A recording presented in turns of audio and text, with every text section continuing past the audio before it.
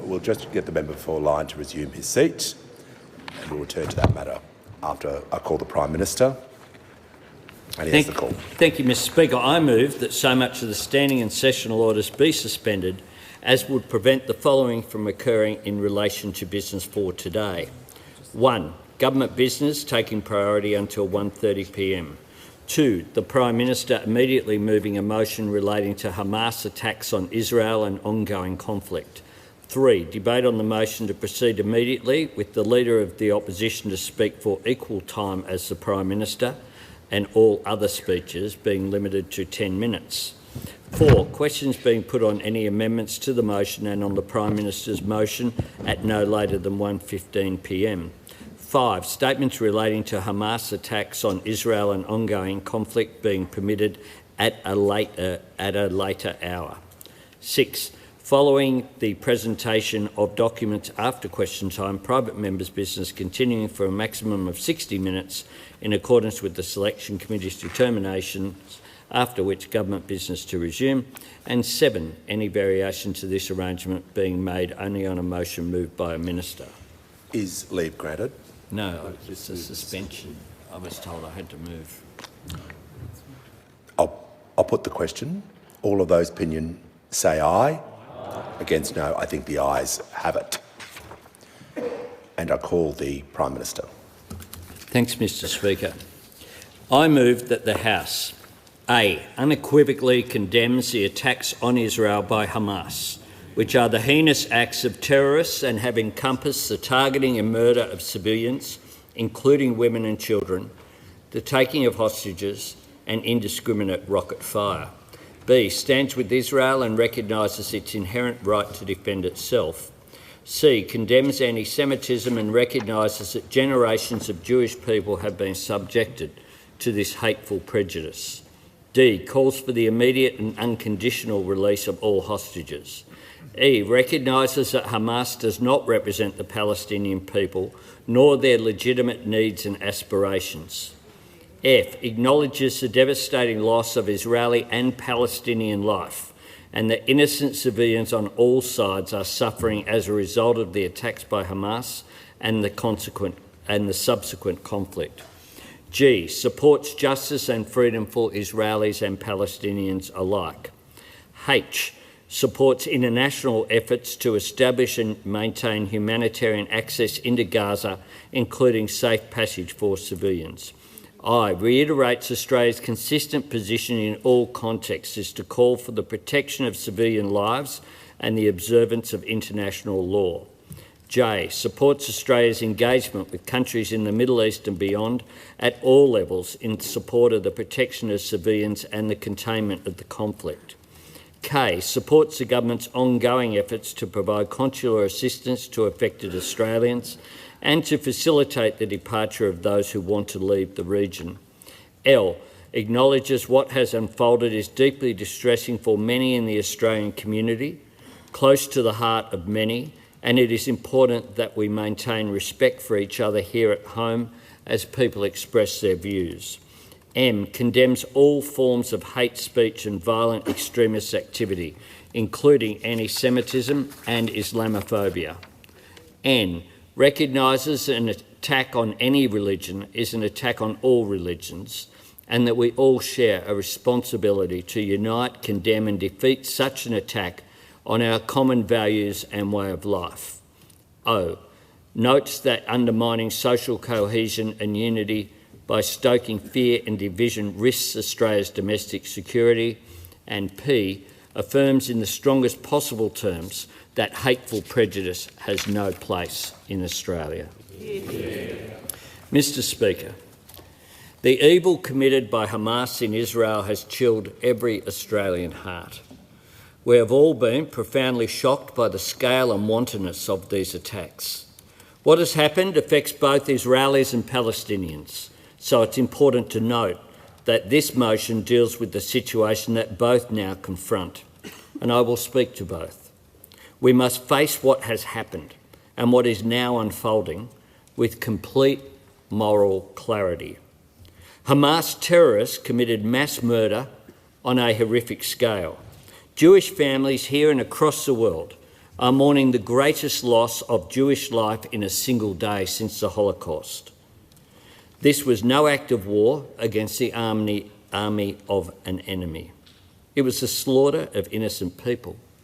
It was an act of terror, calculated, pitiless brutality, compounded by a rain of rockets designed to kill and to terrify without mercy and without discrimination. We have learned of acts of violation and humiliation so grotesque they should be beyond imagination, but have been made reality by Hamas. They targeted young people at a music festival and hunted them down. They preyed on families, on children, on parents trying to protect their babies in what often proved to be their desperate final act. And Hamas celebrated. They wanted the world to see. They rejoiced in suffering and death. It is so difficult to contemplate, so confronting, but we cannot turn away from the truth. We must call these atrocities for what they are. We must condemn them together, and today this motion does just that. As hard as it is for any of us to bear, we know that it is hardest on Australia's Jewish community. Australia has the largest per capita Holocaust survivor population outside Israel. Our Jewish Australian community is made up of Holocaust survivors, their children and grandchildren. The branches of their family trees are heavy with loss and suffering, with acts of survival in the face of overwhelming odds. It is nearly 80 years since that darkest of chapters closed. Nearly 8 decades of the world saying, never again. It is shocking and wrong that in 2023, Jewish people are having to draw on their courage and resilience again, enduring such loss, enduring the weight of not knowing, and for those with relatives who are missing, enduring the weight of hope. I want to repeat the message that I've given to all Jewish Australians since the outset. You are not alone. Your fellow Australians stand with you. Mr. Speaker, this was not just an attack on Israel. This was an attack on Jewish people. Let us be clear. Hamas is an enemy, but not just of Israel. Hamas is an enemy of all peace-loving Palestinian people who are left to pay a devastating price for this terrorism. Hamas honours no faith. It serves no cause but terror. It is no better than any other group in history that has clung to the twisted belief that victory can be built on the blood of the innocent. In the words of President Joe Biden, Hamas does not stand for the Palestinian people's right to dignity and self-determination. Its stated purpose is the annihilation of the State of Israel and the murder of Jewish people. They use Palestinian civilians as human shields. Hamas offers nothing but terror and bloodshed with no regard to who pays the price. We should be very clear that it is Hamas that is the enemy, not the Palestinian people. The Palestinian people are suffering greatly, and this suffering has impacted on generations of Palestinians. The humanitarian situation in the Gaza Strip, which is home to 2 million people, is deteriorating rapidly. We are monitoring the situation closely, and we support the work of the United Nations, the United States, Israel and Egypt to establish safe passage for Gaza civilians. There is no question that Israel has the right to defend itself against a terrorist organisation and to take strong action against it. But we join the calls of President Biden and other partners for Israel to operate by the rules of war. As President Emmanuel Macron has said, preserving civilian populations is the duty of democracies. Because, Mr. Speaker, protecting innocent people is not a show of weakness, it is a measure of strength. Because true strength never turns its back on humanity. We care about the lives of everyone caught in this conflict. That is who we are as Australians. We believe all people have the right to live in peace within secure borders. The people of Israel have that right. The people of Palestine have that right. And the best path to that reality is a negotiated two-state solution within internationally recognised borders. But as Foreign Minister Penny Wong told the Australia-Israel Chamber of Commerce last week, one of the many tragic consequences of Hamas's abhorrent attack is that it has pushed that two-state solution further out of reach. That also makes this an unconscionable crime perpetrated by Hamas against the Palestinian people. Amidst this depravity, we can never let go of our own humanity, because there is no greater weapon against inhumanity. As Ministers Wong and Conroy announced on Saturday, Australia is providing an initial $10 million in humanitarian assistance for civilians affected by the conflict in Gaza. We will provide $3 million to the International Committee of the Red Cross to fund urgent needs like restoring essential services and providing medical support to victims of the conflict. Through United Nations agency, we will provide $7 million to deliver critical support, including emergency water, nutrition, sanitation and hygiene services, as well as child protection. We will continue to monitor and assess the humanitarian situation and stand ready to provide further support. We are moving quickly and pursuing all options to get Australians who want to leave Israel or the occupied Palestinian territories. The first Australian government-assisted departure flight landed in London Saturday morning with 238 Australians and their family members on board. I know we are all relieved those Australians are on their way home, and I thank the Australian officials who helped assist, and we thank Qantas for the support it provided. Overnight, we provided a further 3 flights, 2 operated by the ADF and 1 government charter. But the situation on the ground is challenging and rapidly deteriorating. For Australians who want to leave, I can't emphasise this enough. I strongly encourage you to take the first option you can. Please do not wait for another option. We have secured flights for onward travel to Australia from London and Dubai. Information about those flights will be provided directly to passengers, and further details will be released soon. We are assessing the situation very closely and working as fast as possible to help Australians. We know not everyone can get to the airport and that the security situation is very dangerous in some areas. We're supporting Australians who have registered with DFAT's Consular Emergency Centre and updating them with all the details directly. DFAT's Crisis Centre in Canberra is operating on a 24-hour basis. Officials from DFAT and other agencies have been deployed to the region, including Tel Aviv, to support assisted departures. If they have not done so already, Australians in Israel or the occupied Palestinian territories who want to leave and don't already have plans to depart should register via DFAT's crisis portal. Mr. Speaker, just as Hamas stands in the way of the peaceful future for Israelis and Palestinians alike, they try to drive division in every peace-loving democratic society, and they seek to fan the embers of anti-Semitism. We cannot allow that. We will not allow that. I know I speak for every member of this House when I say that this kind of hateful prejudice has no place in Australia. The awful anti-Semitism chanted by some of the protesters at the Sydney Opera House is beyond offensive. It is a betrayal of our Australian values. We reject it and we condemn it. Our country is better than that, and our country is a better place because of our Jewish community. Our government is committed to keeping the community safe.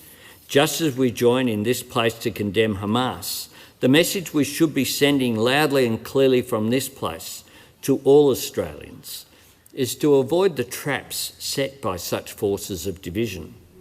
Anyone seeking to exploit a people's suffering for political purposes should consider the damage they risk doing. Anyone tempted by the lazy but corrosive option of false equivalence should shun that temptation.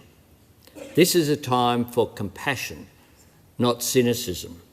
Something that very much bears repeating is the advice of Mike Burgess, the Director-General of ASIO, and I quote, "It is important that all parties consider the implications for social cohesion when making public statements. As I have said previously, words matter. ASIO has seen direct connections between inflamed language and inflamed community tensions."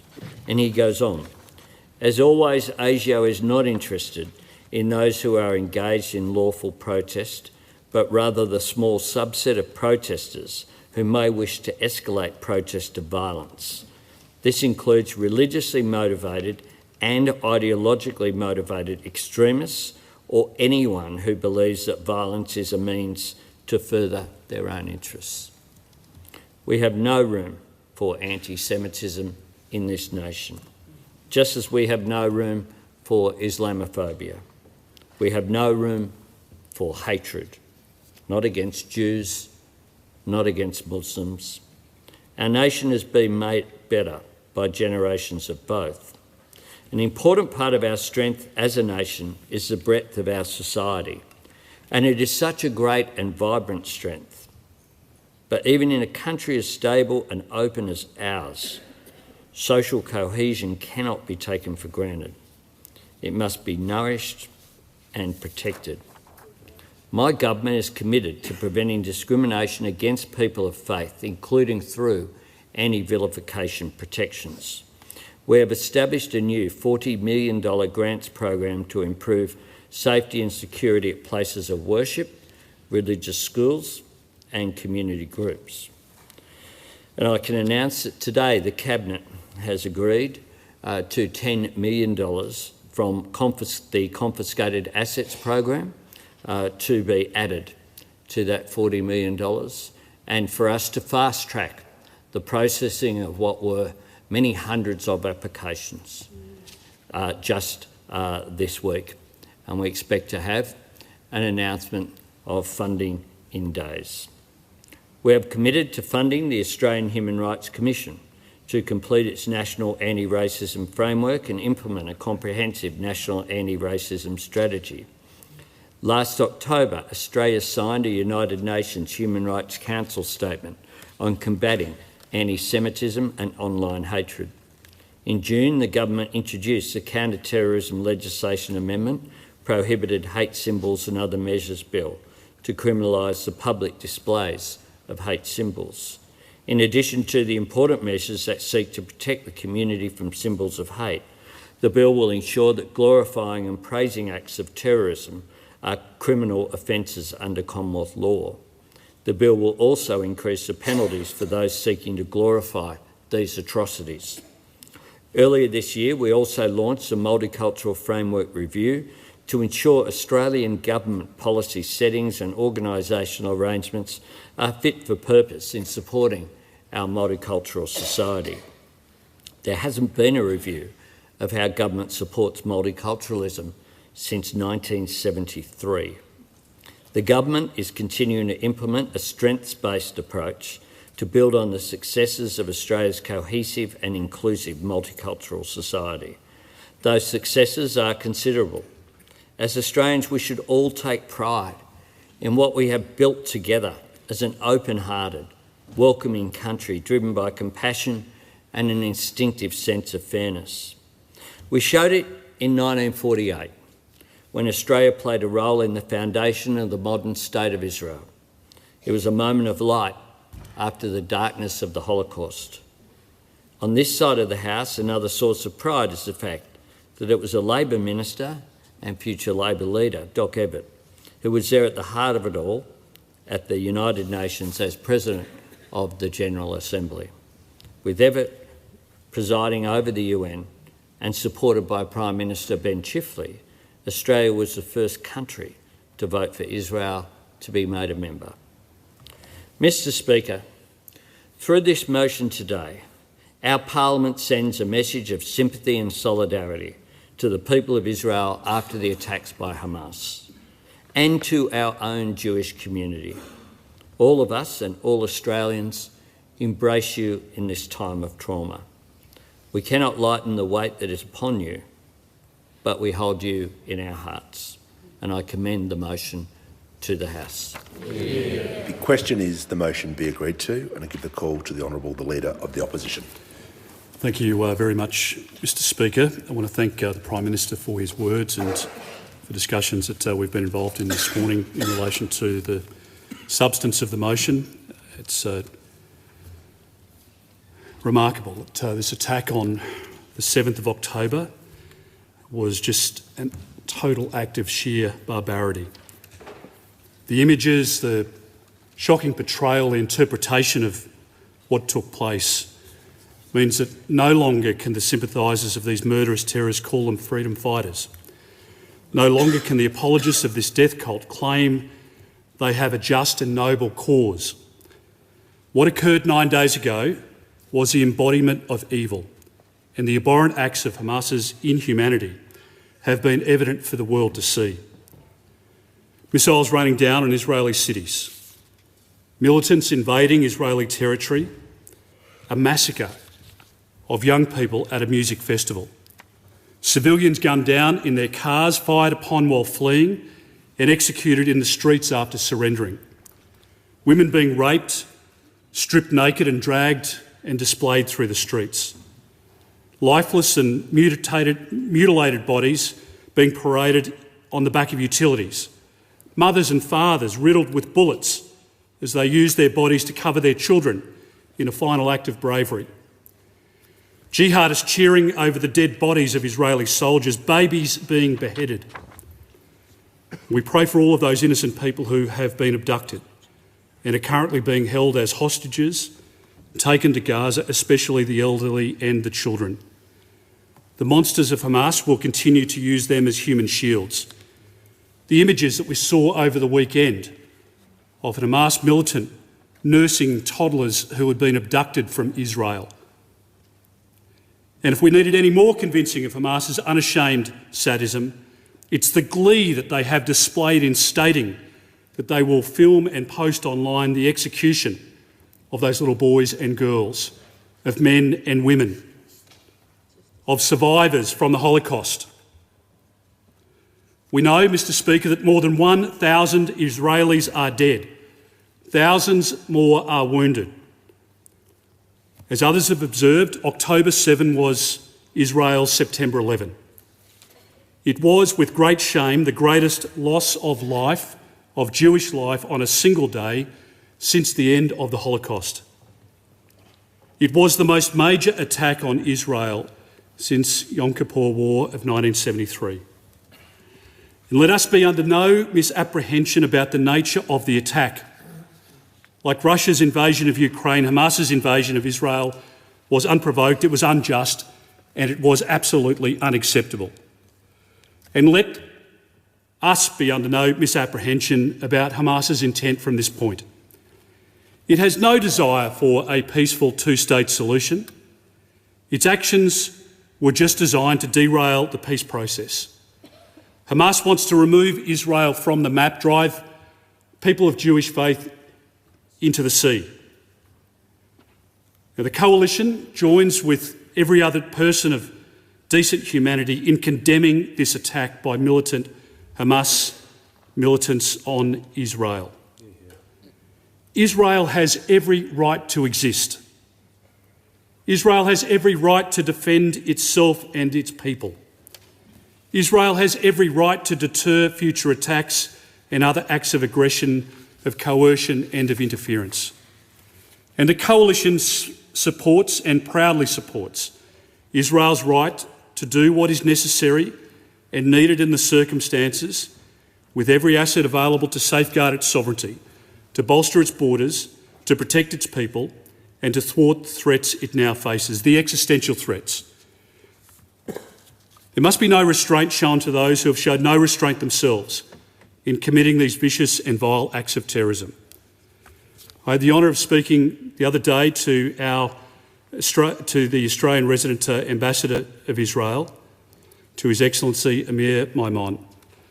And I say to him and to Prime Minister Benjamin Netanyahu, to the people of Israel enduring their darkest hours, Coalition wishes you swift success in a war you did not choose, but a war which you are compelled to fight.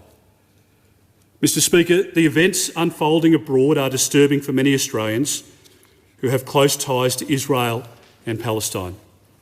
Some Australians will have family and friends caught up on both sides of this horrible conflict. And let me make this important point. Events abroad must be no justification for rising tensions within our own communities. It's particularly repugnant that some Australians have decided to take to the streets to celebrate Hamas's attack on Israel and the slaughter of innocent Israeli children, women and men. We heard an odious barrage of comments at the attacks describing them in our country as a day of pride and a day of victory. Moreover, the rally which occurred on the evening of Monday the 9th of October at the Sydney Opera House was an abomination and a day of shame for our nation. Australia's Jewish community were unable to gather at our iconic landmark, which to the credit of the New South Wales Government had been illuminated in blue and white as a sign of support. They wanted to be there to mourn loved ones who had been lost, or to express their solidarity. The anti-Israel protesters fired flares. They burnt an Israeli flag at that moment, and they shouted with words that we should never hear in our country or anywhere else in the civilised world. Gas the Jews, F the Jews and F Israel. That was the depth of the sentiment, and that is the reason, Mr. Speaker, that we gather here today to condemn those comments. Such behaviour, I won't stop saying it. I'll take the interjection, I won't stop saying it, because it should be condemned. The word should never have been said in the first place. And shame on you for condoning those words or suggesting that those words shouldn't be condemned in this place. I won't stop saying them. I won't stop saying them, and the Jewish community here in Australia deserves to hear you condemn them as well. That behaviour is a stain on the Australian character, Mr. Speaker, and a flagrant disregard of human decency. Australians who watched the footage of those seething mobs and their sordid behaviour did not recognise their fellow countrymen. I joined with great pride 10,000 Australians at Dover Heights last Wednesday for a Jewish community vigil. The pain of events abroad was palpable as you looked into the audience of people of Jewish faith, people of other faiths, people of no faith, there to provide support to Australians. It was raw. The tears from young girls, from grandmothers, striking. But most concerningly, those Australians of Jewish faith were gathered, and I could see the anxiety in their eyes. I could see that they were frightened. And Mr. Speaker, Australia is not without its anti-Semitic elements. Both sides of politics have fought back against it, as we have every other form of politically motivated violence. But the rally at Sydney Opera House escalated that anti-Semitism to another level. We have to recognise that, because the impact it has had on the Jewish community here in Australia will take a lot to undo. We need to understand that level of anxiety in the Jewish community at present. Jewish parents are concerned about their children wearing their Jewish school uniform in public, in our country. Jewish people are apprehensive about their safety when visiting a Jewish supermarket or practising their faith at a synagogue. Not because of something they've done or said, but because of who they are, because of their faith, because of their heritage, because of their belief. That's the reason they're worried about their children being targeted in indiscriminate attacks, that they might be identified by their school uniform that they wear. That is the sentiment running deep within the Jewish community here in our country today. And the purpose of this statement, of this motion before the House, is to recognise those dreadful attacks and the impact it's having psychologically on people in our country. Our wonderful Jewish community needs to know that their security is being taken seriously, both at a federal level and the state levels. I support in the strongest possible terms the Prime Minister's announcement during the course of his remarks today of funding to provide support, particularly to the Jewish community, to bolster security, to make sure that those children can go to school safely, that people in places of gathering can do so with safety first and foremost, and the sanctity of their activities preserved. Mr. Speaker, many Australians are passionate about the events abroad because of their past, because of the history, because of existing ties to the Middle East, and we respect every view. But we're Australians first and foremost, and a reason for the success of Australia's social cohesion is our social contract as Australians. Under that social contract, we do not allow the problems of other parts of the world to manifest in our communities. We keep resentment and anger at bay through the self-command of our character. Many protesters in recent days have undermined our social contract. I encourage faith and multicultural leaders in Australia to call for calm and especially to condemn any abuse or acts which are an incitement to violence, and many of them, to their great credit, have done exactly that. Some leaders, though, have chosen to remain silent instead of voicing their disapproval, and their silence is frankly contemptible. To any Australian who incites or chooses violence, know that you will face the full force of the law. Let me reiterate the sentiments I made last week without any hesitation or reservation. People who are non-citizens here in our country on visas and who are engaged in vile anti-Semitic behaviour, who are inciting violence or who choose violence, should have their visas cancelled and be promptly deported from our country. Had those comments been made abroad, it is clear that a decision maker within the Department of Home Affairs would not have granted a visa to come to our country in the first place. Why would there be contention about cancelling a visa of a non-citizen conducting themselves in making public commentary about anti-Semitic conduct or behaviour or inciting violence or choosing violence? There should be no doubt about the swift course of action required, and I encourage the Minister for Home Affairs to not hesitate in exercising her powers as needed in our national interest. If we are to maintain the social cohesion for which we are known, then we must have zero tolerance for behaviours which are frankly intolerable. With Israel undertaking military operations in Gaza in response to Hamas's acts of terrorism, there have been and will continue to be civilian casualties tragically on the Palestinian side, and Hamas knows that. They knew that there would be retaliation for these grotesque acts of terrorism. They knew that the Israelis would respond, and they knew through their actions that it would result directly in the loss of the lives of people on the Gaza Strip and elsewhere. Hamas's tactic of using civilian infrastructure as military headquarters, as storage facilities for weapons, and as part of battlefield operations speaks to who they are. If we're looking for an equivalence to Hamas, to their culture, to their conduct, look no further than ISIS. This Parliament's joined together over a long period of time. We've committed troops to parts of the world, including Afghanistan, to fight back against the depravity of ISIS, their treatment of women, of young girls, the way in which they have slaughtered people without a single hesitation. Hamas is the equivalence of ISIS. Mr. Speaker, Israel, of course, is doing its utmost to forewarn civilians and minimise casualties.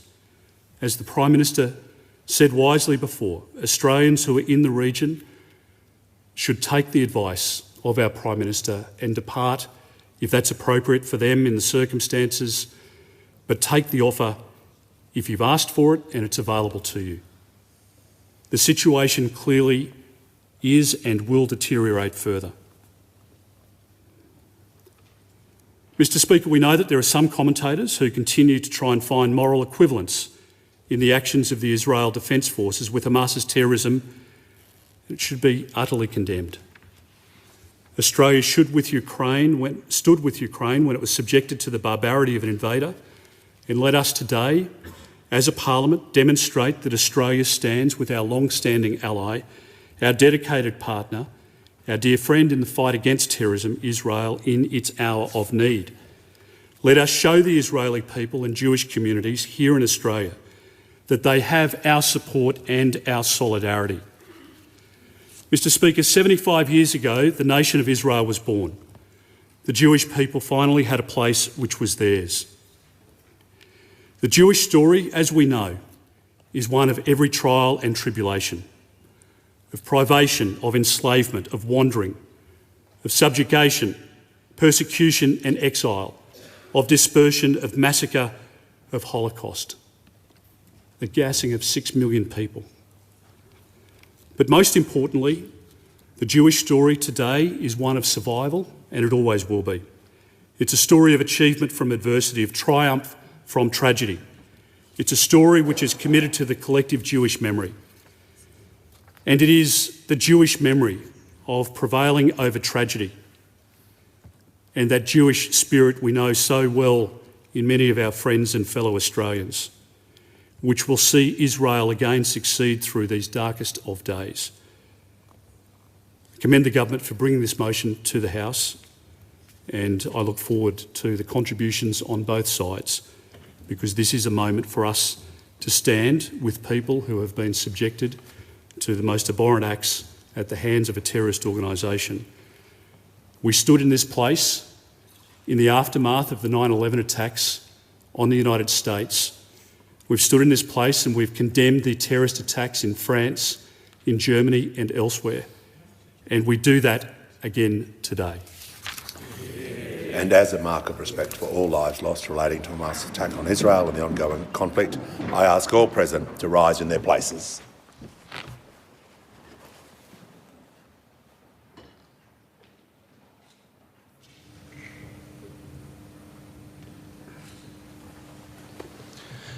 I thank the House.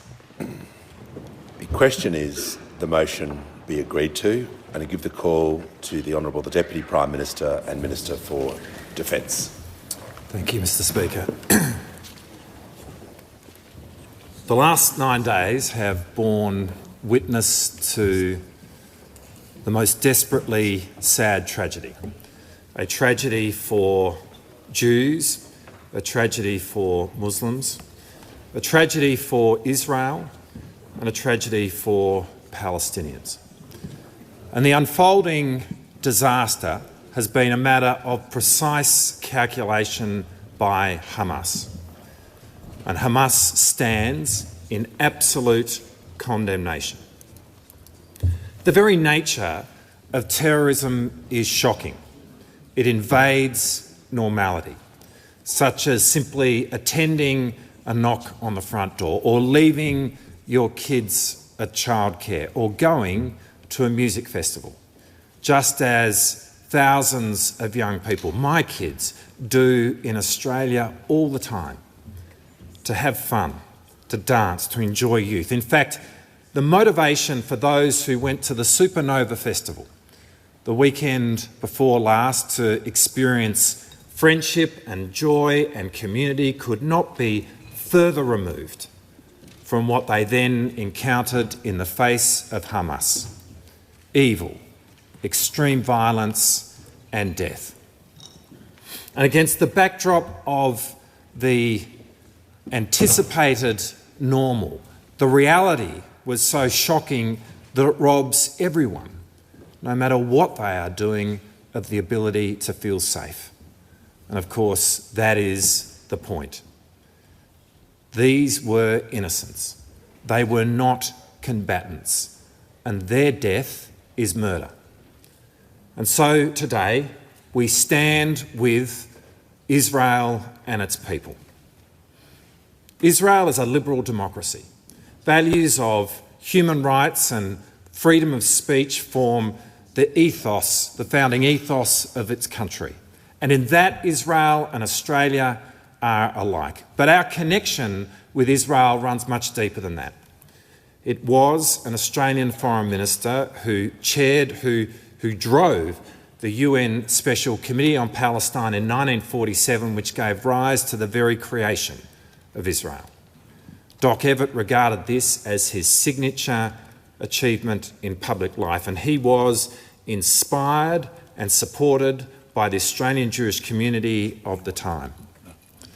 And prior to these events, his role was to be acknowledged in the naming of the Doc Evatt Room at the Israel National Library in Jerusalem this week. But what this says is that from the very beginning of Israel's remarkable journey, Australia was there. And this history makes all the more significant the statements of solidarity that we make now in respect of Israel. And at the heart of the relationship between Australia and Israel is the Australian Jewish community. And over the course of the last 9 days, that community has been filled with a sense of deep anxiety about the safety and welfare of their family and their friends, the 10,000 Australians who call Israel home. And so we are with them in hoping that those people are all right. We weep for the more than 1,400 innocent Israelis who have lost their life. Our thoughts are with the thousands who have been injured, and we fervently pray for those who now find themselves in the unspeakable position of being held hostage by Hamas in Gaza. But we also weep for innocent Palestinians. There are more than 2 million Palestinians who live in Gaza, and the vast bulk of them have absolutely nothing to do with Hamas. They have been born into a life of trying to fashion a version of happiness, of joy, of hope and aspirations for their children, all compromised by being caught in an enduring conflict which is measured in decades. Hamas does not speak for these people, and Hamas has completely undermined the legitimate aspirations of the Palestinian people. And now, in their innocence, we are watching Palestinians die in significant number. And we hold our breath as to what the coming days and weeks will unfold. And so for all of this, we condemn Hamas in the strongest possible terms. Hamas has an ideology of terror, and its acts over the course of the last 9 days have been of the most profound evil. Israelis and Palestinians have a right to exist in peace and security. Israel has a right to act in its defence. It has a right to seek the protection and indeed the liberation of its citizens. And it has a right to move against Hamas, and in that, Australia stands with Israel, and in the same breath, we add our voice to the international call that the rules of war be respected. The events in the Middle East are reverberating around the world. They are also reverberating here in Australia. And at this moment, it is essential that we are vigilant about the cohesion of our own society. We understand that there is a context in the Middle East. We understand that over a long period of time these issues have been complex, and there are people in our country who hold views about them passionately. But there is no excuse for the scenes and the chants that we heard outside the Sydney Opera House last Monday. That is nothing other than ugly anti-Semitism, and it completely diminishes any attempt to advocate on the part of the innocent. There is no place in this country today for anti-Semitism, and there is no place for Islamophobia. In this moment, it is absolutely essential that As we walk the path forward, we do so with respect to each other as Australians. And in doing so, we can find illumination from the Islamic faith itself. When Muslims refer to the Prophet Muhammad, they attach a phrase, "Peace be upon him." They do this to accord the highest respect to the Prophet by attaching his name to the word peace. In Surah 2, Ayah 208 of the Holy Quran, the Prophet Muhammad says, "Enter absolutely into peace." Indeed, the very word Islam is derived from the word peace in Arabic. Peace is at the heart of Islamic theology, as it is at the heart of Judaism and Christianity. And as we watch this misery unfold from afar, peace must be the bedrock of our actions here. And as we walk the road ahead, peace must be our guiding star. The question is the motion be agreed to, and I give the call to the Honourable the Leader of the Nationals. Well, thank you, Mr Speaker, and on behalf of the Nationals I stand here united with the government on their motion, an important motion, because 9 days ago Hamas terrorists unleashed a savage, barbaric, murderous assault on Israel. It was an assault that targeted civilians. It was an assault that has left a scene of unimaginable horror and devastation. It was an assault on the world's only Jewish nation that, in all its twisted and evil depravity, was designed to scar and to traumatise. The scenes were sickening. Hundreds of young revellers gunned down in a hailstorm of bullets at a music concert. Israeli children and babies slaughtered in their beds and cots, some decapitated. Grandmothers murdered in their gardens, entire families massacred. It was an attack that has left 1,400 Israelis dead, murdered in cold blood by a terrorist movement that is renowned for its violent extremism and poisonous and anti-Semitic ideology. And compounding this sheer horror was the sight of more than 150 civilians who were taken hostage, kidnapped and taken into the Gaza Strip. Through its repugnant beliefs and appalling violence, Hamas presents an existential threat to the state of Israel. Their attack on Israel was a deliberate provocation. The nightmare unfolded in the early morning last Saturday as Israelis were wrapping up the 7-day-long Jewish festival of Sukkot under the cover of a barrage of more than 2,200 rockets fired indiscriminately at Tel Aviv and Jerusalem. Hundreds of Hamas terrorists rampaged into southern Israel.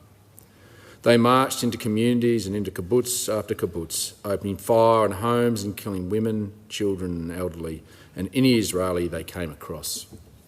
Innocent people were slaughtered in the most atrocious of circumstances imaginable. At the Nova Music Festival, 260 young people were shot as they fled for their lives.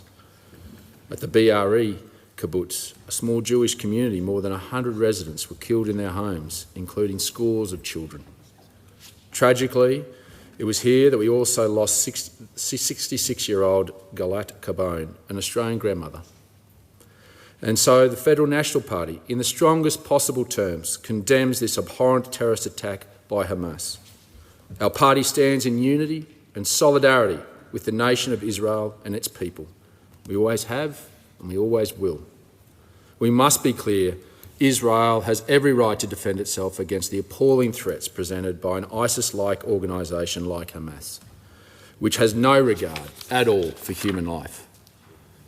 We know that the recovery and healing process will be long and traumatic for the families who have lost loved ones and the Jewish communities that were destroyed. Shamefully, this atrocity was the biggest mass murder of Jewish civilians since the Holocaust. And savagery of this magnitude must be confronted. As political leaders, all of us in this place must stand on the side of humanity over evil.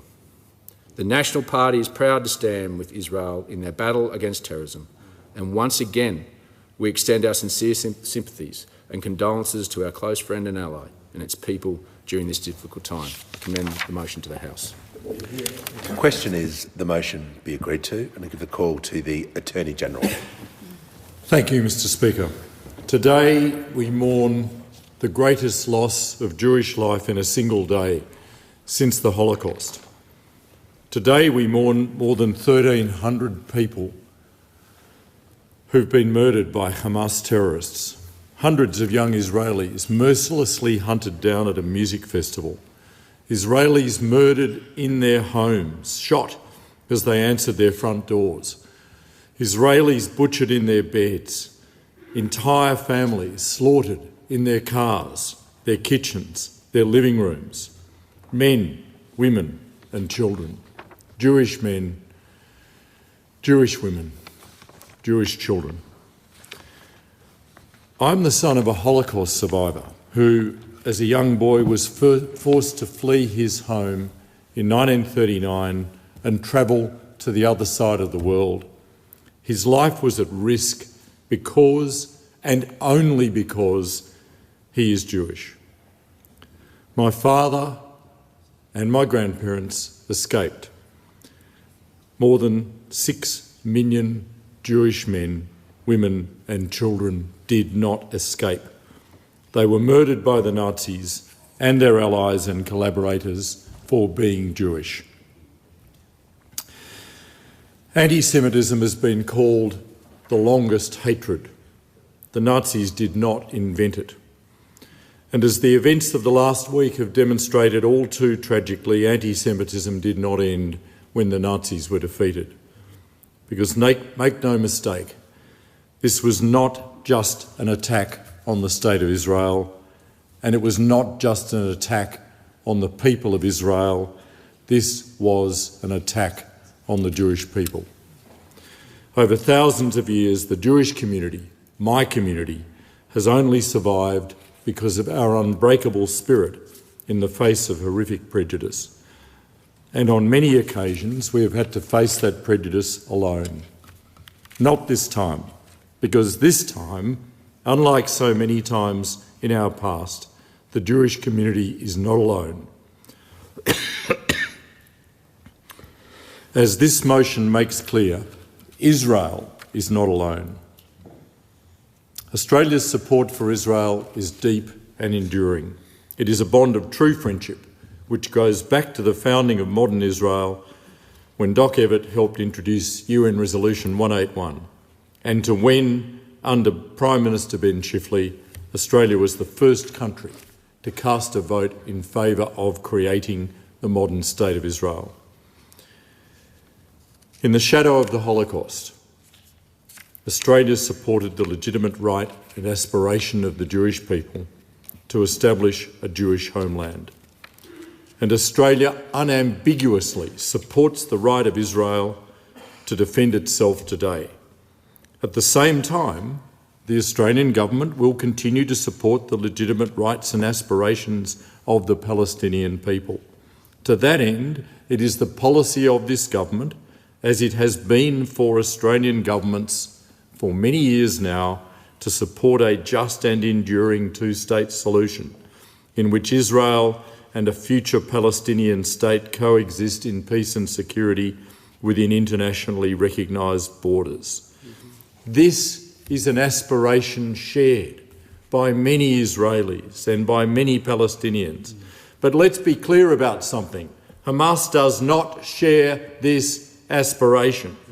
Hamas has never shared this aspiration. Hamas has always worked to undermine those who strive for peace, whether they be Israeli or Palestinian, because Hamas has no interest in making peace with Israel. As the founding charter of Hamas declares, its aim is to obliterate Israel. Today, more than 75 years since Australia supported the creation of the modern State of Israel, my message is simple. The Australian government stands as one with Israel and the people of Israel against Hamas and its supporters. Australia stands as one with the Jewish community, and we always will. The question is the motion be agreed to, and I give the call to the Leader of the Greens. Mr. Speaker, there is no place for anti-Semitism in Australia or in this parliament. I think I speak on behalf of everyone in saying that the vile anti-Semitic comments that we have heard from some in the community, and also the attacks of Hamas on innocent civilians which constitute war crimes, are to be condemned.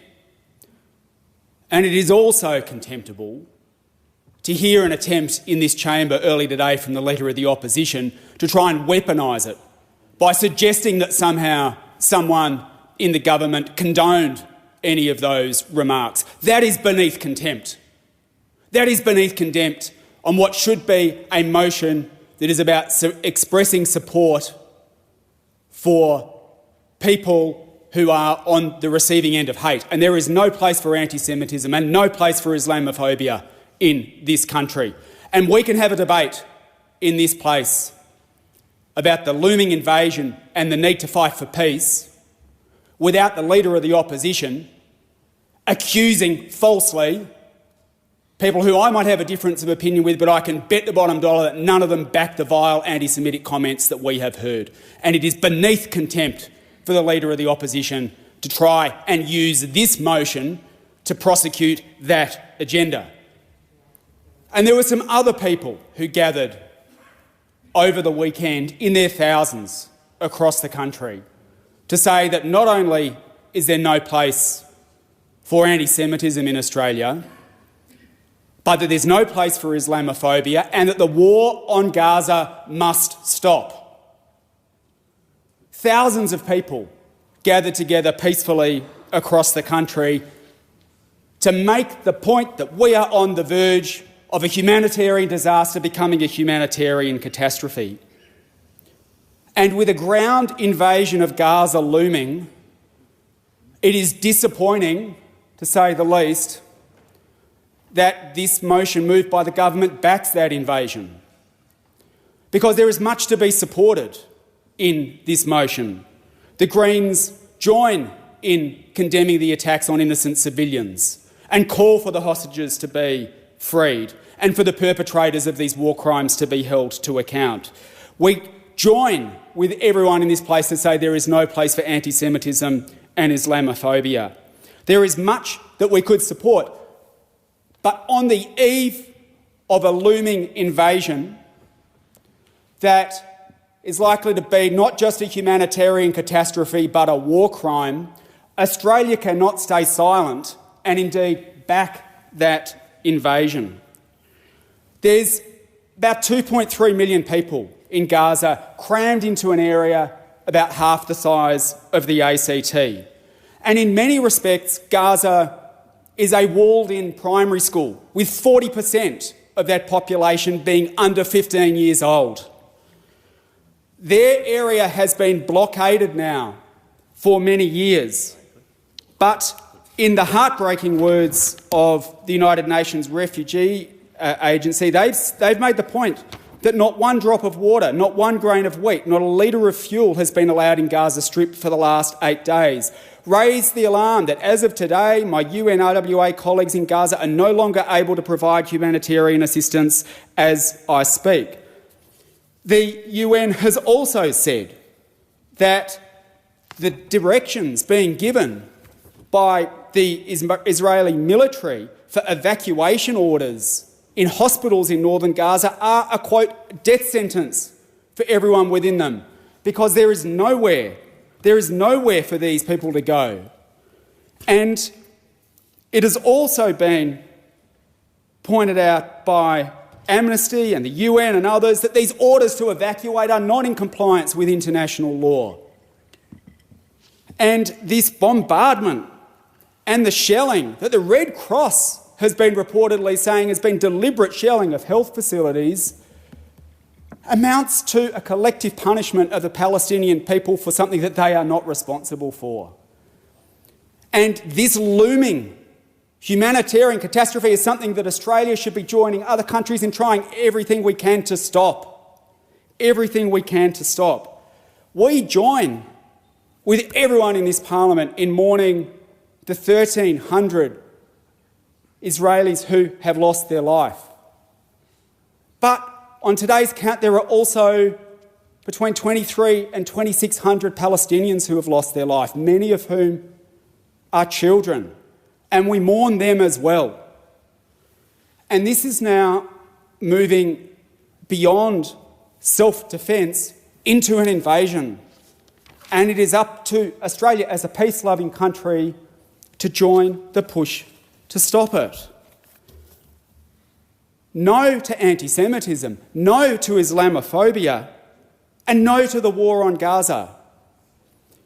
We stand with all of those people in Australia and around the world who want a just and lasting peace and security for everyone in Israel and Palestine. And that means ending the occupation and developing a just and lasting peace. But it also means now putting our efforts into an immediate ceasefire of all parties and a stopping of the war and the invasion. Because it will not only bring about a humanitarian catastrophe and a likely war crime, but got to think about what will be the consequences for the region of an invasion of an area, its occupied territory, in breach of international law, when we know what the other actors in that area are like. We have to push for peace. We have to push for peace. And so it is really only item B in the government's motion that stands in the way of us supporting it, because it does read in part like a motion that was drafted some time ago and is not taking account of the fact that we are on the eve of an invasion of this territory that is going to create not only a humanitarian catastrophe, but is going to make life less safe for people living in Israel and people living in Palestine. And so I move that the motion be amended as follows: to omit paragraph B and substitute B, condemns war crimes perpetrated by the State of Israel, including the bombing of Palestinian civilians, and calls for an immediate ceasefire between all parties and an end to the war on Gaza, recognising also that for there to be peace, there must be an end to the State of Israel's illegal occupation of the Palestinian territories. Mr. Speaker, I am proud to be standing with those Jews, Palestinians and supporters in Australia who are saying it is time to push for a just and lasting peace, and that we can condemn atrocities and war crimes, but that does not justify an invasion where there are 2.2 million people, 40% of whom are our children, who have nowhere to go. The directions for them to leave their homes so that bombing can take place is unlawful, the United Nations has said, and there is nowhere for them to go.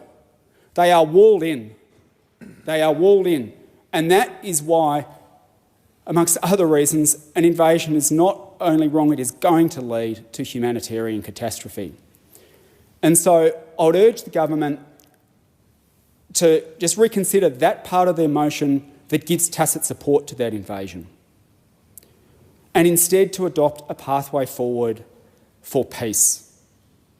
Because there are millions of people around this country and around the world who want that, and who know that this is the opportunity not to call for escalation of the conflict and to back an invasion, but instead to call for peace so that we can mourn those who've died and hopefully not add to their numbers in the thousands as an invasion is going to lead to. Is the amendment seconded? And I call the member for Ryan. Yeah, I second the amendment and reserve my right to speak. The question is the amendment moved by the honourable member for Melbourne be agreed to, and I give the call to the Leader of the House. Thank you, Mr Speaker. None of us wanted to be in a parliament for a resolution in a moment in history like this. I join with all members in the condemnation of the actions of Hamas, condemnation of indiscriminate killing, condemnation of the targeting of civilians, condemnation of the taking of hostages, condemnation of what has been described accurately as the greatest loss of Jewish life in a single day since the Holocaust. And I add to the view, which I think the first time I saw it put in these terms was by the joint statement from President Biden and a number of other world leaders, where they referred to the actions of Hamas not only as being horrific in their immediacy, as being tragic in the outcome for everybody they came near, but also as being contrary to the legitimate aspirations of the Palestinian people. There are legitimate aspirations for the Palestinian people. It's legitimate to want to live freely, free of occupation, free of endless checkpoints, free of a legal system which differs in the different ways that military courts do. All of that is further away now, further away than it was 2 weeks ago, much, much further. The actions of Hamas have caused carnage across the Israeli community and similarly have provided no assistance whatsoever to Palestinians. It's important when we talk about actions that we don't fall into games of false equivalence. It's also important, though, that when innocent life is lost, we mourn innocent life regardless of who it is. We mourn deaths of families wiped out, mourn grandparents brutally slain, mourn babies who had decades of life ahead of them that has been taken. And for those examples, there are examples of that who are both Israeli and Palestinian. And we need to mourn all of them.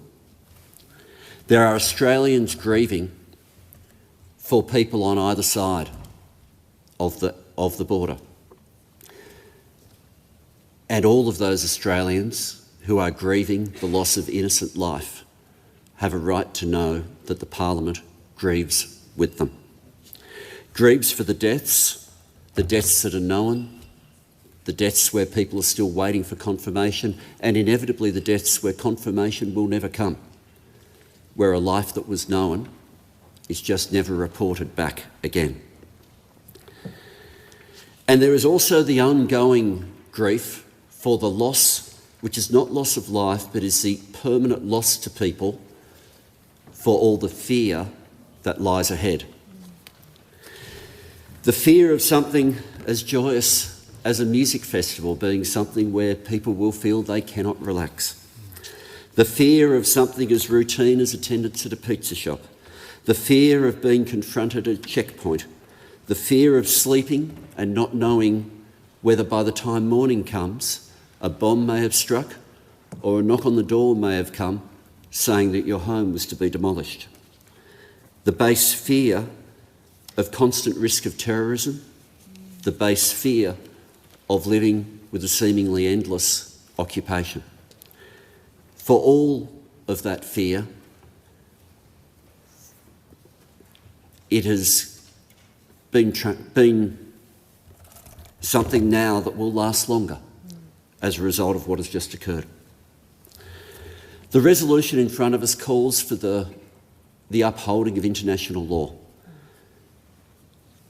And it is calling for the upholding of all international law. International law against the targeting of civilians. International law against the taking of against the taking of hostages. International law against collective punishment. But I want to say something quite specifically about hate speech. A few people, not many, are aware of the state of my health last week, which meant my public commentary was very limited, and when comments were eventually given to the media late in the week, they were not published. So allow me to take this chance to be quite unequivocal.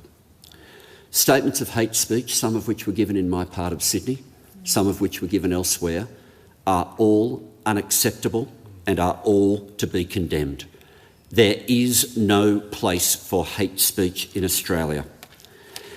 I was particularly devastated that one of those comments was made along the pathway where my community had conducted the Walk for Respect.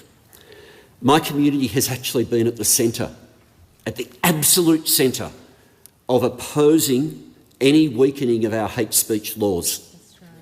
Hear, hear. In my community, Jews, Muslims, Christians, Buddhists, Hindus and people of no faith at all walked together against hate speech, against all forms of hate speech, against racist hate speech, against anti-Semitism, against Islamophobia. And anyone who in the years gone past has argued that we should be weakening our laws against hate speech was wrong then, and anyone now who engages in hate speech thinking it's only words is wrong now. We must not pretend, though, that the minority engaging in hate speech is somehow representative of us as a nation or of any group as a community. It is incredibly important in how we respect and debate each other and how we regard which words are truly representative of communities and which words are not. That we don't pretend that the sections of hate are bigger in Australia than they are, but to the extent they are there, we must fight them and fight them hard. When our fellow Australians mourn, when our fellow Australians fear, and when our fellow Australians hope, we need to stand with them. Hear, hear. The question is the amendment moved by the honourable member for Melbourne be agreed to, and I give the call to the Honourable the Deputy Leader of the Opposition. Thank you, Mr Speaker, and I rise to support this bipartisan motion on Israel and commend the fine words of both the Prime Minister and the Leader of the Opposition. On Saturday, the 7th of October, the Jewish people suffered their worst day since the Holocaust. The merciless killing of more than 1,300 people at the hands of Hamas was barbaric. The atrocities committed were war crimes. Elderly women with dementia taken hostage, soldiers beheaded, babies burned alive. These sick acts of depravity have no place in our world. But take place they did. And so today, as a country and as a parliament, we unequivocally say two things. We stand with people of Jewish faith in this country and abroad, side by side, as you experience the most difficult period of your lives. And we stand against these acts of terror perpetrated by Hamas and support Israel taking the strongest possible action to ensure this can never happen again. After the Holocaust, the world said to the Jewish people, never again. Never again would people of Jewish faith be murdered because of their religious beliefs. Never again would the scale of that suffering be repeated. Never again would the world stand by and allow such atrocities to occur. But on Saturday, the 7th of October, never again did happen again. And it is on that basis that we stand as one in this Parliament in support of the United States and with the rest of our allies to pledge our full support to the people of Israel. Last week I attended a vigil in Sydney's eastern suburbs, joining with 7,000 people to pay respects and mourn with the Jewish community. I was pleased to stand with colleagues from across parties and parliaments. It's important that we speak with one voice on this. At the vigil, I met Itzik Sabag. Itzik is a proud Australian of Israeli descent. Like so many people of Jewish faith in our country, he migrated to Australia from Israel.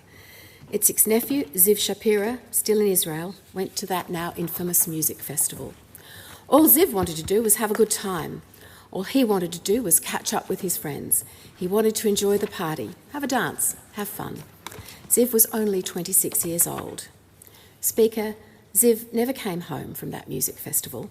Lost to his parents, lost to Itzik, lost to his friends forever. And this is just one story of thousands, just one anecdote of so many in our Jewish community. There is unimaginable pain for so many people in our country. Pain we seek to soothe as a united parliament. Pain we seek to soothe as a united people. But pain that for many was compounded as a result of the disgraceful scenes we saw at Sydney's Opera House last week.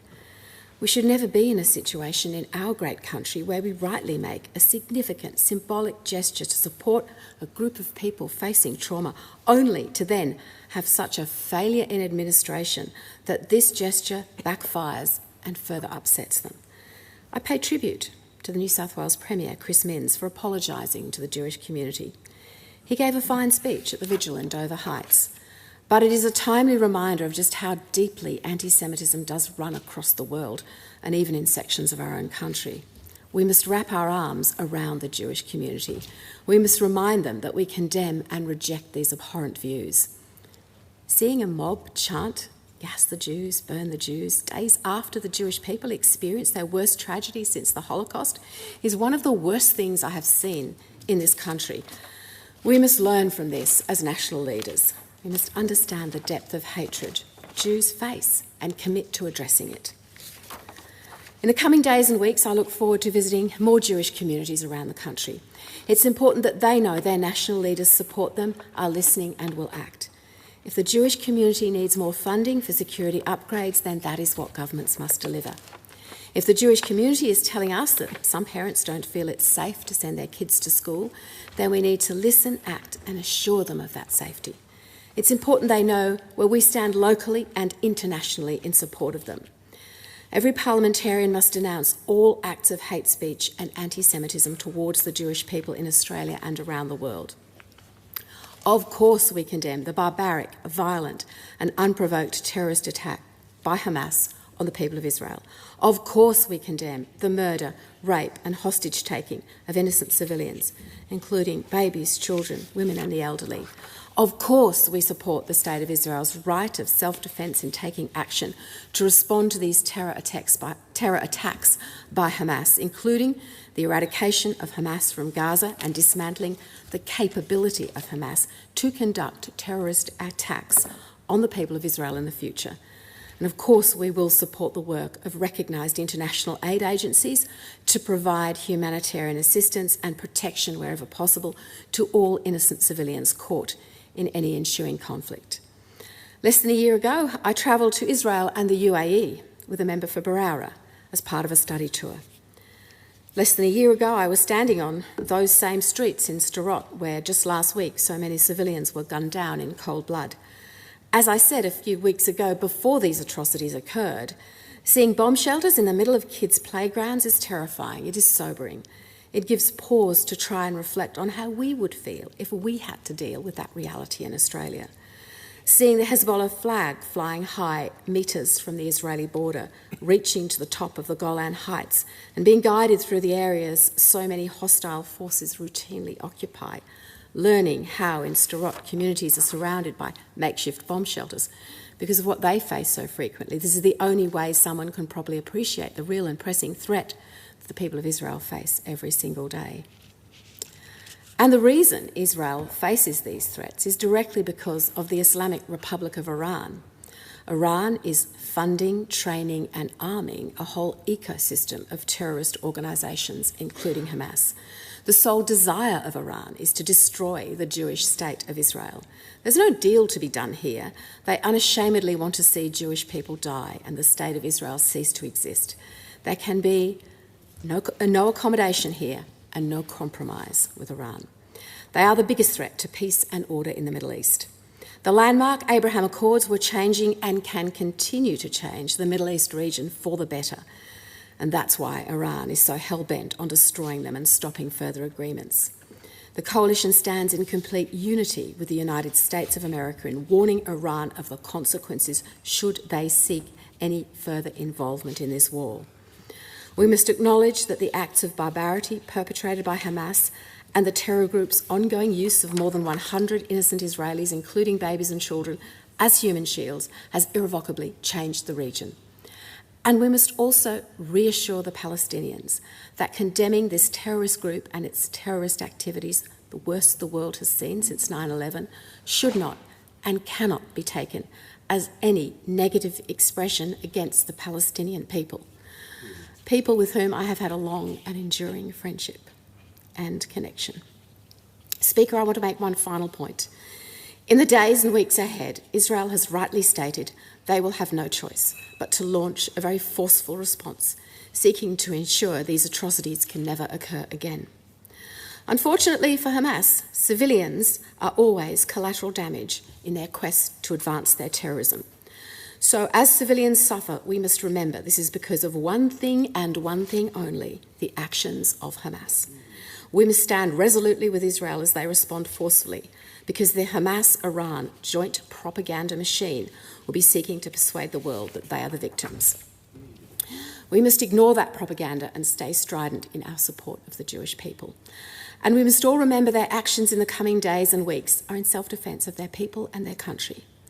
For decades now, whenever Israel has been forced to respond in situations such as these, some have been very quick to hold Israel to a standard they themselves would never meet. It forced former Israeli Prime Minister Golda Meir to once remark that if we have to choose between being dead and pitied and being alive with a bad image, we'd rather be alive and have the bad image. Well, Speaker, I say clearly, Israel has a good image and they are alive. They have a good image because they are a good people and a good country. And they are alive because, as we have seen for literally thousands of years of history, no matter what tragedy befalls the Jewish people live, the Jewish state lives, Israel lives. I thank the House. Thank you, Member. The question is that the amendment moved by the Honourable Member for Melbourne be agreed to, and I call the Member for McNamara. Thank you, Acting Speaker. On Simchat Torah, a Jewish festival of celebration, Saturday, 7 October 2023, more Jewish lives were taken on that single day than any other since 1945. It was a day of disbelief, a day of devastation, of panic for loved ones. My community were frantically messaging their family and friends, writing messages like, "Are you safe? Are you okay?" The bonds between Australia's Jewish people and the people of Israel run deep. They are bonds of family, of friendship. My community is feeling the devastation of seeing their brothers and sisters being terrorised in the most graphic and gruesome fashion. Yet in all of the carnage, I witnessed humanity rise to the surface. I witnessed people light up the darkness. The community came together in prayer, in solidarity, and in immense sadness. We mourned with each other. We sought to comfort each other. We sought to love one another, to help get through the collective grief that each and every single person is carrying. And in that spirit of humanity, I extend my deepest sympathies to the families of those who were brutally murdered just over 1 week ago, to the Israelis, the Americans, the Thais, the Australians, the Kiwis, the Germans, the French, the Italians, the Bedouins, and the many more families who lost loved ones on that day. Let me also take this moment to extend my deepest sympathies to the families of innocent Palestinians. I recognise your grief and I see your heartache. The humanity we share cannot be lost. We witnessed what happens when humanity is lost. It looks like the heinous acts of terror perpetrated by Hamas. These attacks were barbaric, abhorrent, and totally unjustifiable. They were carried out by terrorists who have shown complete disregard for human life, for children, for women, for elderly people, just going about their day. I dream of seeing peace between the Israelis and the Palestinians. I dream of two peoples living side by side, and that dream feels further away than ever. And the true tragedy of Hamas's terror is that it was specifically designed to further divide our two peoples and to fuel this conflict. Hamas sought to indiscriminately terrorise civilians, only then to cower behind them, putting innocent people in harm's way. They are the instigator, and they continue to fire indiscriminate rockets towards civilians. Up to 150 innocent civilians have been kidnapped and taken into Gaza. The violence and terror continues. The extent of the death toll is hard to comprehend. Many of us remember with horror the Bali bombings of 2002, when terrorists killed 202 people, of which 88 were Australians. And yet the rising death toll of this terror attack is more than 1,300 people. Australia has consistently stood against terrorism, and today we reaffirm our unwavering commitment to that cause. If these were Australians, what would we do? If Australian kids had been gunned down at a music festival, what would we do? If Australian babies and women and elderly people were brutally butchered in their own homes, what would we do? And I know this conflict is complex, with deep history. But this week, the world has seen the enormous threat to the Israeli people. Israel does not just have a right to exist, it has an obligation to protect its citizens, just as Australia does.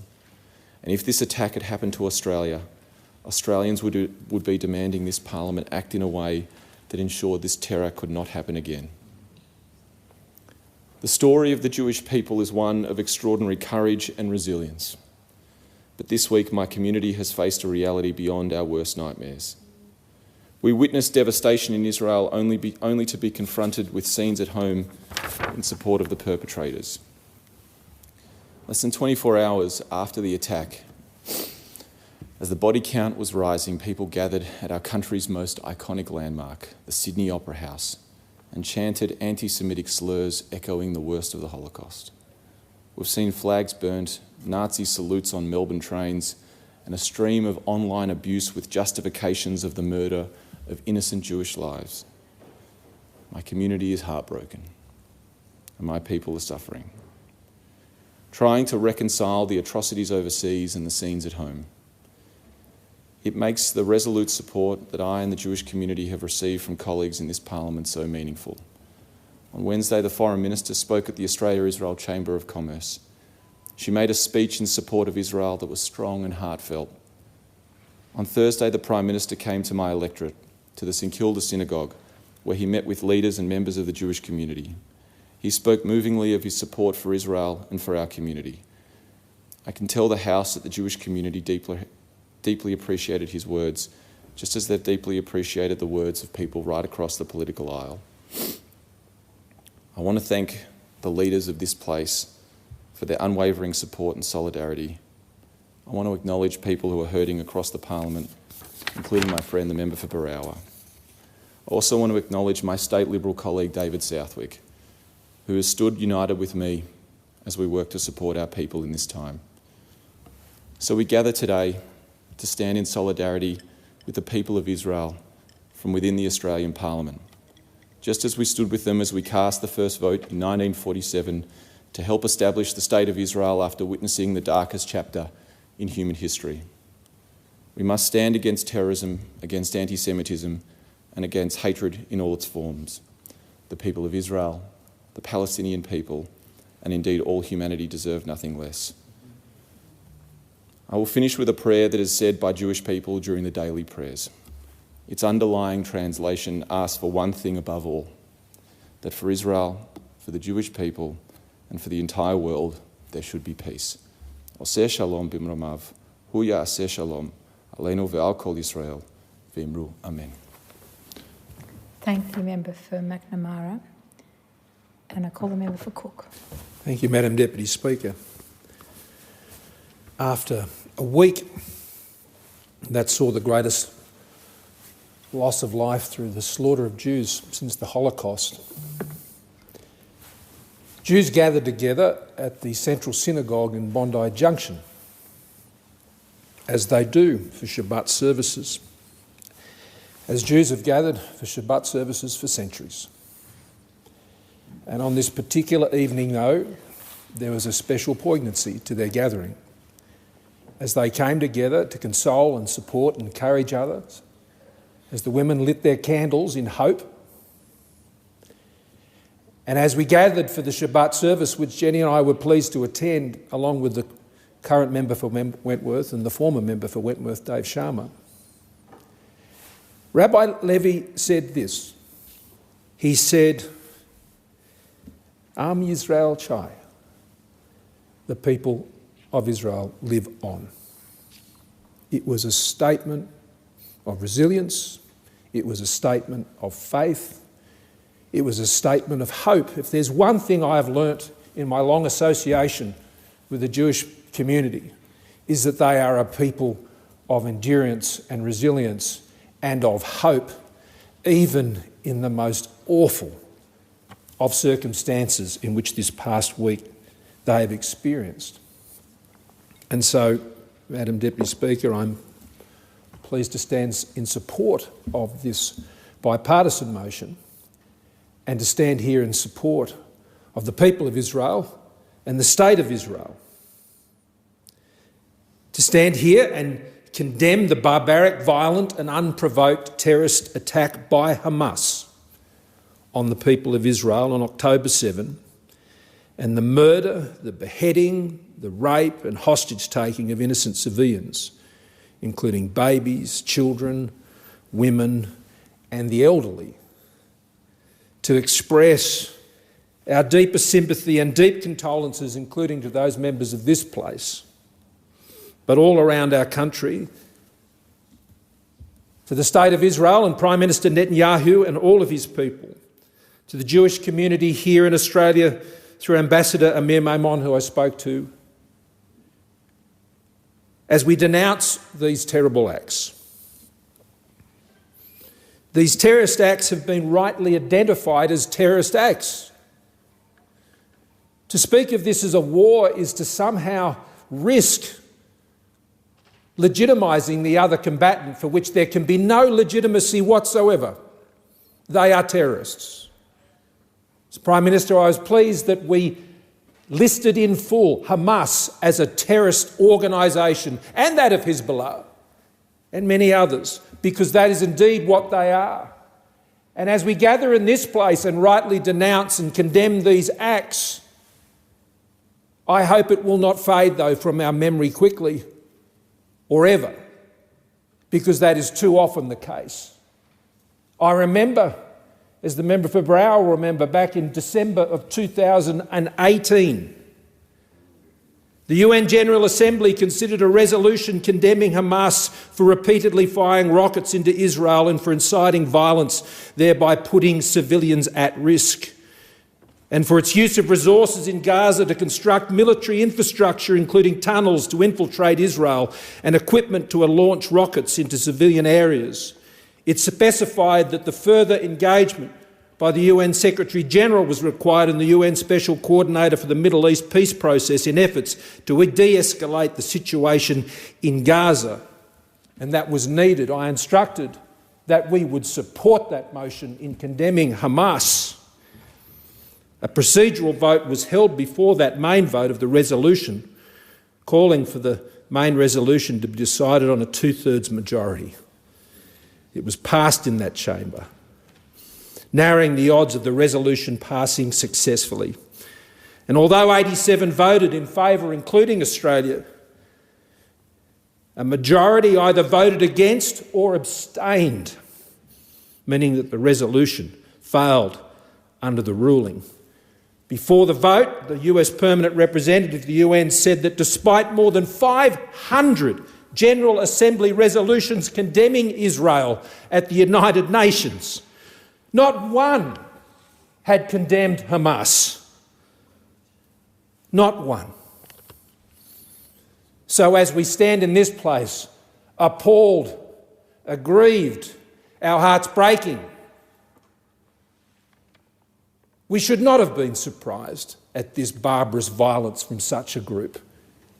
They should never have been given the leave pass of legitimacy that they experienced for so long from the international community. They should have always been condemned, and may they forever be condemned, Madam Deputy Speaker.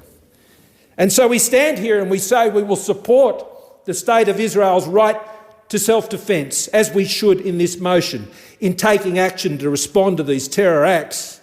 But let us know that this should and must include all efforts to eradicate Hamas from Gaza and dismantling the capability of Hamas to conduct terrorist attacks on the people and State of Israel in the future.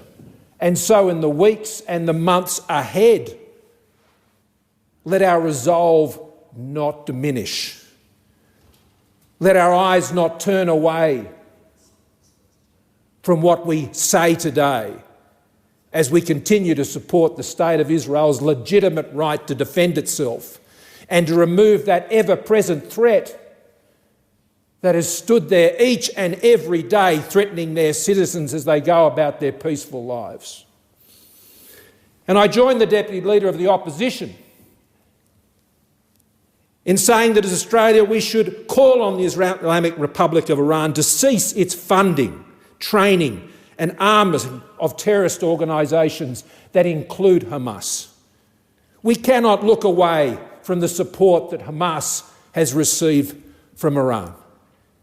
It is an abomination. They are the funders of this terrible violence. If they approved it, we will not know. Hamas of its own accord is capable of engaging in such violent barbarism, all of its own making. But its ability to do so could not have occurred without the training, funding and assistance provided by Iran. We must also support the work, as we say in the motion, of humanitarian assistance in the humanitarian corridors, to call for the immediate and unconditional release of the hostages, to enable safe passage, to prevent innocent civilians being further caught in what will be an ensuing conflict, which I fear will be quite awful. I particularly commend the consular work being undertaken by DFAT officials and the bravery they have shown on so many occasions. I recall the bravery they showed as they went into Wuhan at the outset of the COVID crisis. And here they are again, assisting Australians. And I thank Qantas for their work once again coming to Australians' aid. We should also be looking ahead and working in supporting other international organisations and dialogue that once order is restored to Gaza, that there is the transfer of administrative authority over the Gaza Strip to a credible and competent Palestinian-led authority. We must acknowledge and continue to encourage and support the progress being made towards peace in the Middle East through the establishment of the Abraham Accords, whose work should not be frustrated or delayed by these actions. And of course, we reaffirm our support for the establishment of a viable and sustainable two-state solution in Israel and the Palestinian territories behind recognised international borders. But on this day, as we stand in this place, let us be clear. Let us say with Rabbi Levi and all the people of the Jewish community here in Australia and around the world, Am Yisrael Chai. Thank the member for Cook. The question is that the amendment moved by the honourable member for Melbourne be agreed to, and I call the minister, the member for Chifley. Thanks, Deputy Speaker. Anyone with a surname like mine carries a legacy, genetic and historic.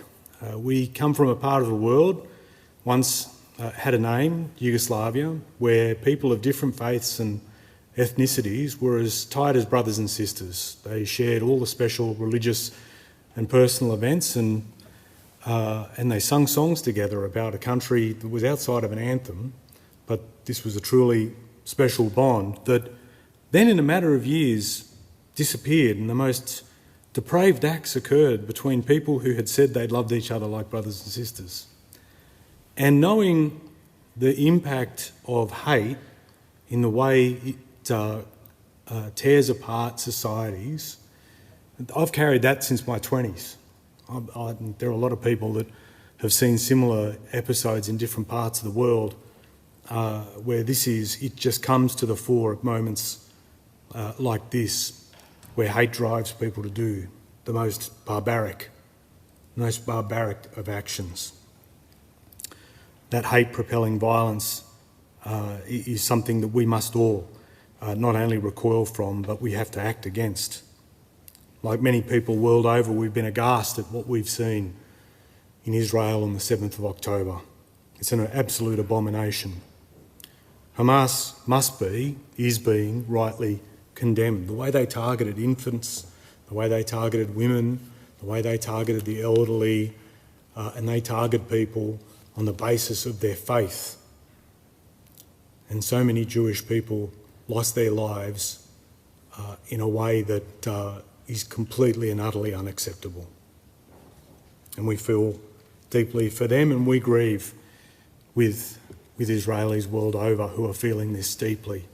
All the hostages absolutely must be released without condition. And I also acknowledge any government who is confronted with these acts in their own border will respond. They have to respond, and they have to hold Hamas to account. And that will happen. Too many Israelis and Palestinians since October 7 have paid an utterly horrific price. And I'm deeply concerned about what happens from here. And I also think deeply about what happens in Gaza, where 2 million people are crammed in, and there will be a lot of innocent Palestinians who will pay a price for the actions of Hamas. Hamas absolutely, I restate this, be held to account, Deputy Speaker. Innocent Palestinians should be protected. They should be given passage. They should be able to find a way to get out of harm's way. And they should also be preserved as well, in the sense that they are not targeted. I think about what we can do about something that is so far away. But it is a simple and powerful proposition, Deputy Speaker, and that is to always be conscious of the humanity of others. I recognise, and I think any student of history recognises, there have been moments in time where the violent refusal to recognise the humanity of others has written the worst chapters of humanity.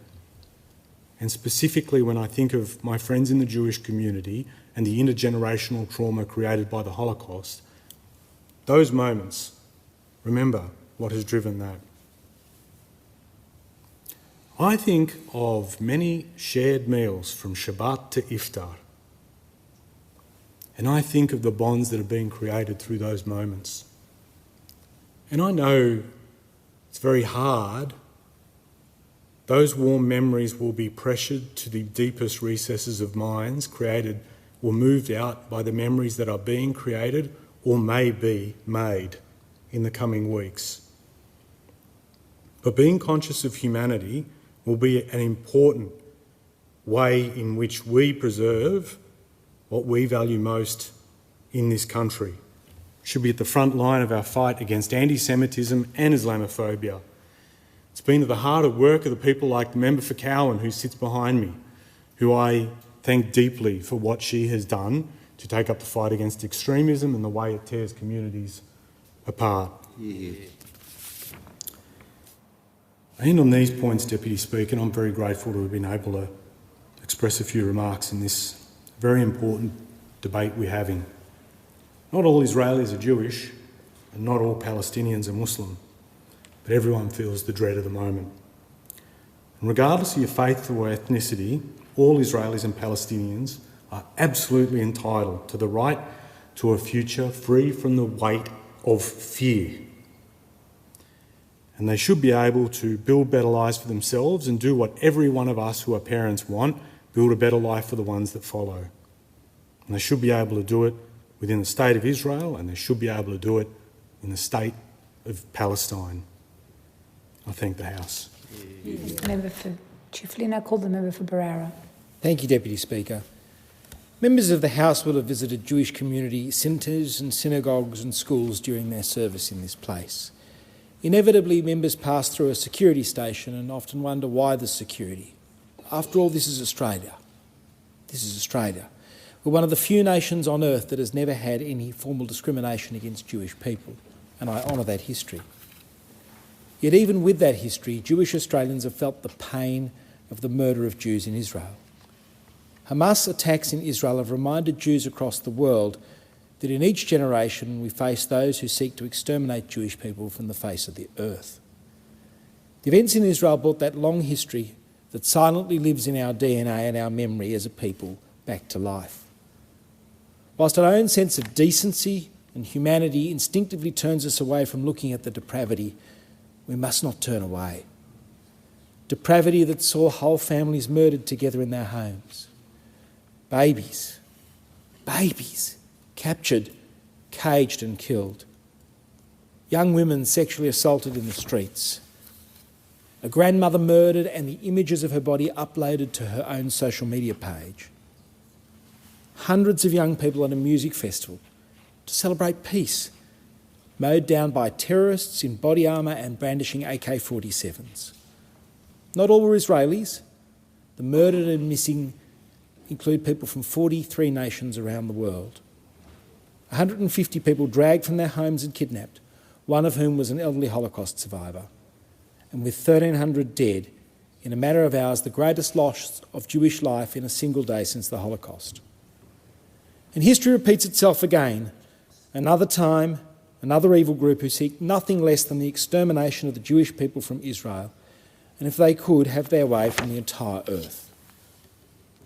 I appreciate there's serious work being undertaken to bring the Australians who want to come home, home. I commend all who are burning the midnight oil to get this done and done safely and quickly. I also believe we must use this moment to reconsider our diplomatic relationship with Iran. Iran oppresses its people. Iran exports terror and has aided and supported terrorist organisations such as Hamas for far too long.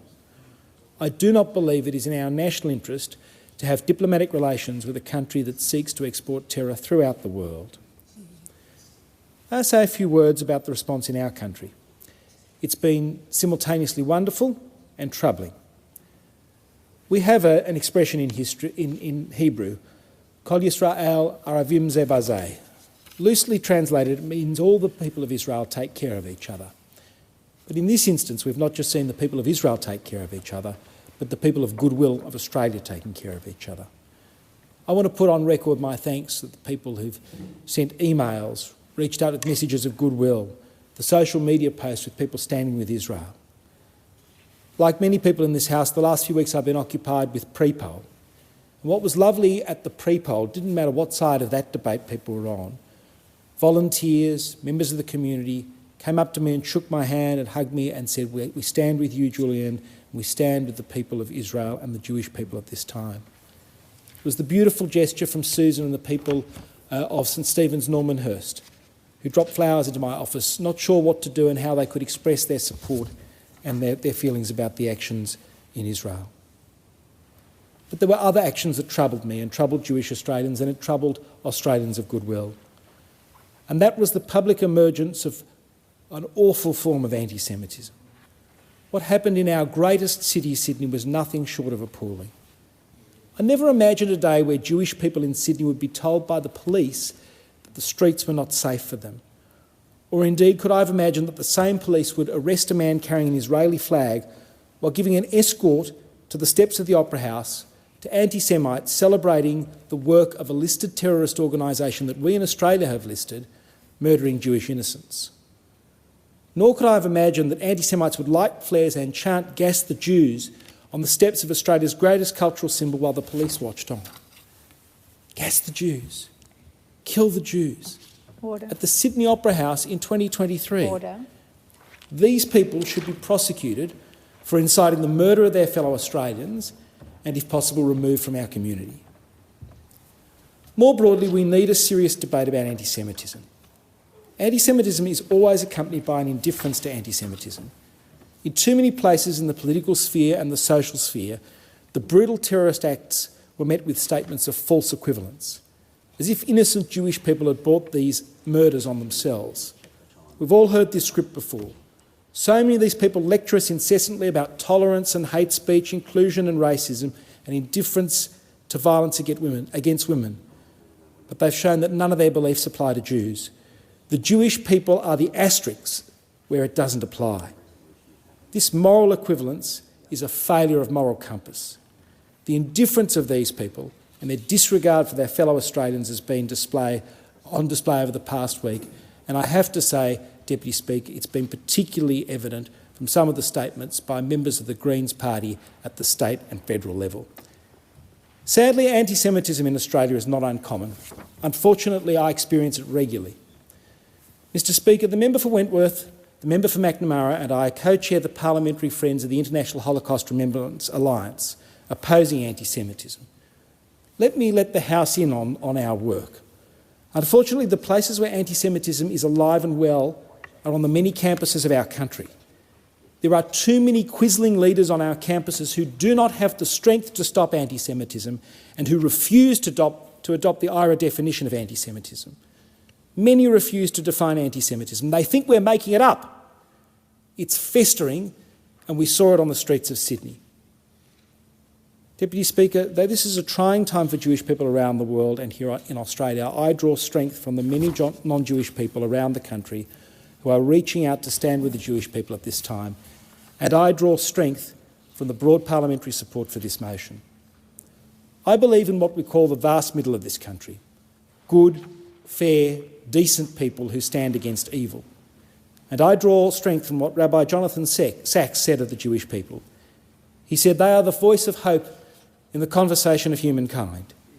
He said, our ability to survive some of the worst tragedies any people has known without losing our faith in life itself, to suffer and yet rebuild, to lose and yet recreate, to honour the past without being held captive by the past, all of which are embodied today in the State of Israel, the living symbol of the power of hope, are vitally important not just to ourselves, but to the world. Israel is the only democracy in the Middle East. It's a country that shares the values of Australia, a belief in the rule of law and democracy and respect for human rights. It's one of the few places in the Middle East where not only Jews, but Christians and Muslims can practice their faith freely. Australia and Israel share values and an outlook on the world. Australia must stand with the people of Israel, and it is right that Australia does so. I thank the member for Barara, and in accordance with the resolution agreed to earlier, the time for the debate has expired. The original question was that the motion be agreed to which the member for Melbourne has moved as an amendment that certain words be omitted from the motion with a view to substituting other words. The immediate question is that the amendment be agreed to. Those of that opinion say aye. Those against no. If noes have it. Ayes have it. Division required. Ring the bells. Lock the doors. The question is that the amendment moved by the honourable member for Melbourne be agreed to. The ayes will pass to the right of the chair and the noes to the left. I point the tellers for the ayes, the honourable members for Brisbane and the honourable members for Melbourne, and the noes I point the honourable members for Werriwa and Bean.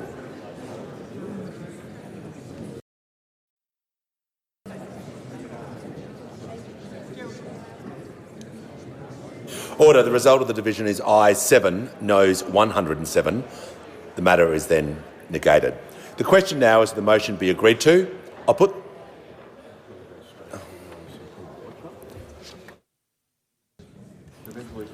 Order. The question now is that the motion be agreed to. I'll put the motion. All of those opinions say aye. Against no. I think the ayes have it.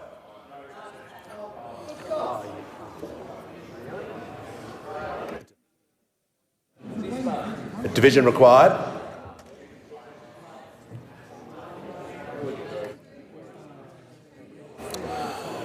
I'll put the division required. Ring the bells for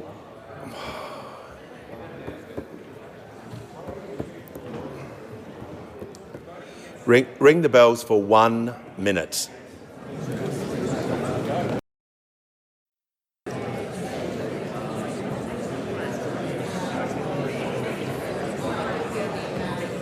Lock the doors. The question is that the motion moved by the Prime Minister be agreed to. The ayes will pass to the right of the chair and the noes to the left. As there are fewer than... Just move over to that side.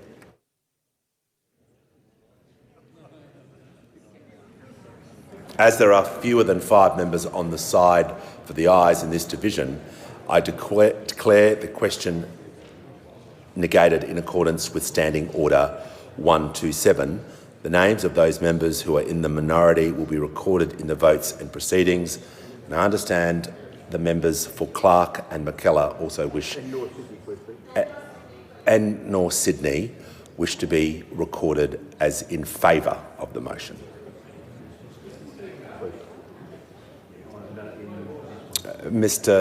Call the member for Barara. Who voted on this side of the House in this motion may also have their names recorded against it. I think it would be good to see a departure from the normal standing orders if there's a prospect of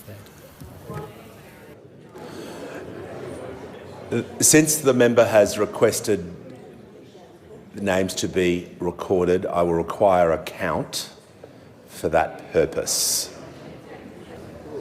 I shall appoint the members for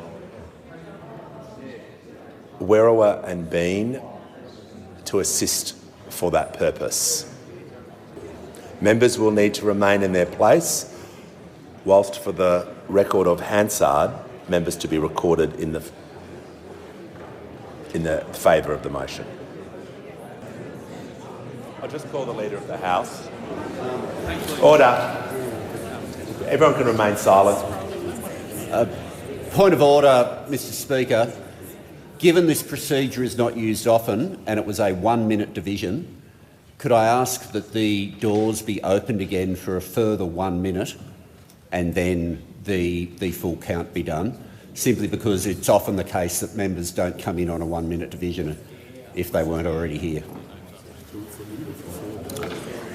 I think in the light of this motion and the fact that that request is made, I'll recommit the motion and request that the bells be rung for 4 minutes to enable all members to participate in the motion. I ask the bells to be rung for 4 minutes and the doors to be unlocked. If members are able to take a seat, we'll assist with the count. Lock the doors. The question is that the motion moved by the Prime Minister be agreed to. The ayes will pass to the right of the chair and the noes to the left. As there are fewer than 5 members on the side for the noes in this division, I declare the question resolved in the affirmative in accordance with Standing Order 127. The name of those members who are in the minority will be recorded in the votes and proceedings, as will those who are voting in favour of the motion. And to assist with the tellers, the member for Parkes is also appointed, alongside the member Werriwa and Bean. Order. The result of the division is ayes 134, noes 4. The matter is resolved in the affirmative.